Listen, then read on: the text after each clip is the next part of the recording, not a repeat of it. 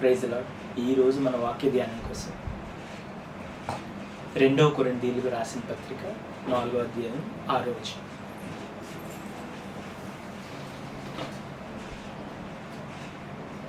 అంధకారములో నుండి వెలుగు ప్రకాశించునుగాక అని పలికిన దేవుడే తన మహిమను గూర్చిన జ్ఞానము యేసుక్రీస్తునందు వెల్లడిపరచుటకు మా హృదయములలో ప్రకాశించెను. యాక్చువల్గా అంధకారం నుండి వెలుగు ప్రకాశించును గాక అని ఆజ్ఞాపించిన దేవుడు మా హృదయంలో తన మహిమను యేసుక్రీస్తు ద్వారా మా హృదయంలో ప్రకాశింపజేస్తున్నాడు. యాక్చువల్లీ ఇంగ్లీష్లో ఉంటుంది, he commands the light to shine in our hearts అని ఉంటుంది. అంటే వెలుగును ఆయన మన హృదయంలో ప్రకాశించలాగిన ఆజ్ఞాపిస్తున్నాడు. అంటే ఫర్ ఎగ్జాంపుల్ ఎవరైనా పెద్ద అధికారులు లేదంటే రాజులు ఏం చేస్తారంటే ఏమైనా పని జరిగించాలి అనుకున్నప్పుడు వారి కింద ఉన్న సేవకుల్ని లేదంటే వారి భటుల్ని లేదంటే వారి కింద పనిచేసే సబార్డినేట్స్ని పిలుస్తారనమాట. ఎవరక్కడ ఎలా రండి, వెళ్ళి ఈ పని పూర్తి చేసుకుని రండి అని వారి సేవకుల్ని పంపిస్తారు. అలాగే దేవుడు తన వెలుగుని అంటే ఆయన మాటని మన హృదయంలో ప్రకాశింపవలెనని ఆజ్ఞాపిస్తున్నాడంట. ఎవరికి ఆజ్ఞాపిస్తున్నాడు అంటే ఆయన వాక్కుని పంపిస్తున్నాడు. ఎవరి చేత అంటే ఆయన దూతల ద్వారా ఆయన్ని వాక్కుని పంపి మన హృదయంలో ఆ వాక్కు ప్రకాశింపవాలని ఆజ్ఞ ఇస్తున్నాడు. ఒకసారి కీర్తనలు 107వ అధ్యాయం 20వ వచనం.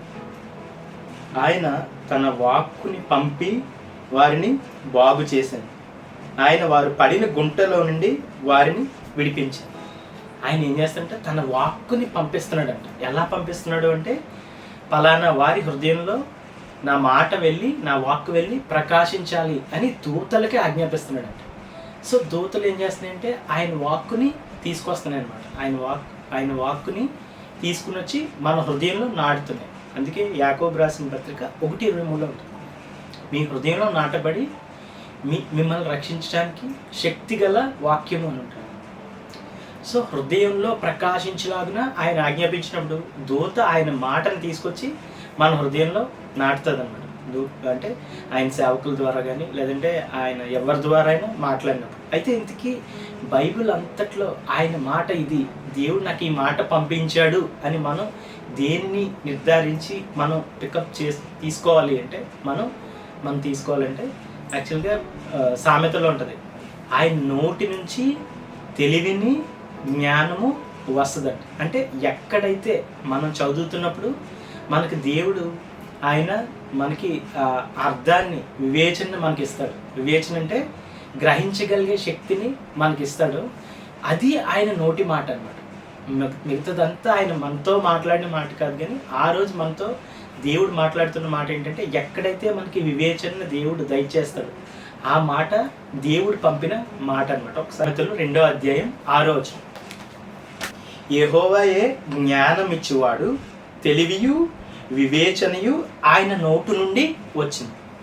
మన నోటి నుండి ఏమొస్తుంది చెప్పండి అంటే మన నోటి నుండి 2 విషయాలు వస్తాయి. మన ఊపిరి వస్తుంది, ఒక్కొక్కటి ఏంటంటే మన నోటి నుండి మన స్వరం వస్తుంది, మన మాట వస్తుంది. సో వివేచన తెలివి ఆయన నోటు నుండి వచ్చినట్టు. అంటే మన వాక్యం చదువుతున్నప్పుడు ఎక్కడైతే మనకి ఆ వాక్యం మన మనకి తెలివి వస్తుందో లేదంటే మన వివేచన తెరవబడుతుందో అంటే మనకి అండర్స్టాండ్ అవుతుందో అది దేవుని మాటే అంట. ఎందుకంటే వివేచన ఆయన నోటి నుండి వస్తుందంట. సో ఆ మాటను పిక్ చేసుకుని మనం ఆ రోజంతా ప్రాక్టీస్ చేసినప్పుడు ఏంటంటే దేవుడి మాటకి మనం లోబడిన వారే అవుతాం. ఇంకొక విషయం చూసుకున్నట్లయితే చూడగల కన్ను వినగల చెవి ఆయన చేస్తాడట, దేవుడు చేస్తాడట. ఒకసారి సామెతలు 20వ అధ్యాయం 12వ వచనం. వినగల చెవి చూడగల కన్ను ఈ రెండును యెహోవాయే కలగజేసింది. అంటే ఒకసారి చూడండి, వినగల చెవి చూడగల కన్ను ఈ రెండింటిని కూడా యెహోవా చేస్తాడంట. ఎందుకు చేస్తాడు అంటే అది మనం వివేచనకి తీసుకురావడానికి, ఆ మాట మన వివేచనకి తీసుకురావడానికి, ఆ మాటలో ఉన్న తెలివి మన గ్రహింపుకి తీసుకురావడానికి వినగల చెవి చూడగల కన్ను దేవుడు చేస్తాడంట.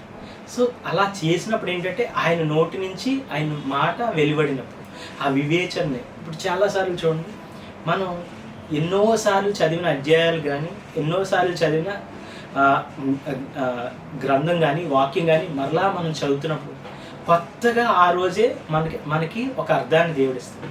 కొత్తగా ఆ రోజే ఒక వివేచన మనకి ఇస్తాడు. కొత్తగా ఆ రోజే మన కన్నులు ఒక ఆశ్చర్యకరమైన సంగతి అందులో చూసేలాగిన దేవుడు మన కన్నులు చేస్తాడు. లేదా కొత్తగా వినిపించేలాగా మన చెవులని మరలా దేవుడు తాకుతాడు. అదేంటంటే దేవుని మాట అన్నమాట. వివేచన, జ్ఞానము, ఆయన తెలివి ఆయన నోటి నుండి వస్తాయి. సో అది దేవుని మాట. ఆ మాటని ఏమంటారంటే రేమా అంటారు, అంటే స్పోకెన్ వర్డ్, లేదంటే పంపబడిన మాట. మిగతా రాయబడిన వాక్యం అంతా ఏంటంటే టెక్స్ట్, లోగోస్ అని అంటారు. సో దేవుని మాటని ఆ రేమా వాక్యంలో ఏంటంటే ఆయన ఆత్మ, ఆయన శక్తి, ఆయన బలము మనకు ఆ రోజుకి కావాల్సినదంతా కూడా మనకి పంపబడి ఉంటుంది. సో ఆ వాక్యాన్ని మనం పట్టుకున్నప్పుడు, మనం వాక్యం ధ్యానించినప్పుడు మనం ఏం చేయాలంటే ఎక్కడ ఆయన వివేచన విడుదలవుతుంది, ఎక్కడ ఆయన గ్రహింపు నాకు తెరవబడుతుంది, ఎక్కడ ఆయన నాకు చూడగల కన్ను వినగల చెవి నాకు చేస్తున్నాడు అన్న గ్రహింపుతో మనం చదివినప్పుడు మనం ప్రతిరోజు కూడా ఆయన మాట ఏంటి, ఆయన స్వరం ఏంటి, నా పట్ల ఆయన హృదయం ఏంటో మనం కనుగొనగలుగుతాం. సో